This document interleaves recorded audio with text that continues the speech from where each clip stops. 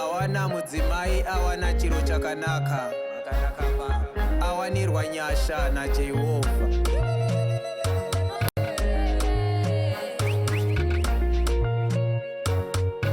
Oxygen 5 Music. Pfuma nenhaka zvinobva kuvabereki, mari nemota zvinobva kuna mai, minda nemombe zvobvawo kuna baba, mukadzi akanaka anobva kuna Mwari, nemurume akanaka anobva kuna She.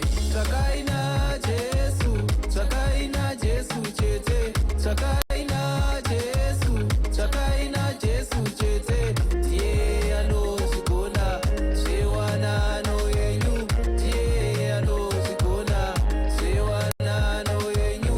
Tsvakai naJesu, tsvakai naJesu chete, tsvakai naJesu, tsvakai naJesu chete, ndiye anozvigona zvewanano yenyu, ndiye anozvigona zvewanano yenyu.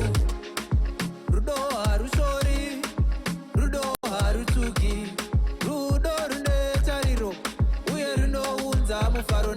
Nyangwe kukapisa kokanaya ndinovembesa kokoda, murwere muutano ndinovembesa kokoda, mukoshaya mukowana ndinovembesa kokoda.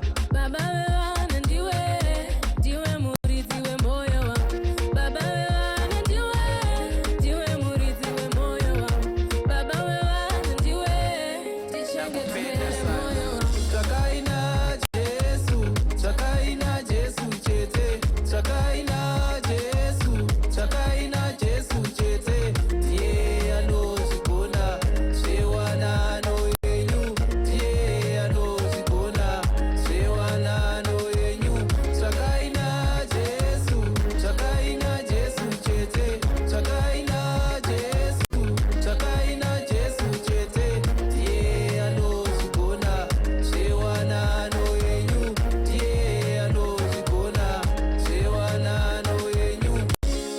Murume achasiyawo vabereki vake, mukadzi achasiyawo baba namai vake, vobatanidzwa naMwari vatova nyama imwe. Chasungwa pasi pano nekudenga chasungwa. Tsvakai naJesu, tsvakai naJesu chete, tsvakai naJesu, tsvakai naJesu chete, ndiye anozvigona zvewanano yenyu, ndiye anozvigona zvewanano yenyu. My number one, mudiwa wangu, amai vevana vangu, stand wasendisiyo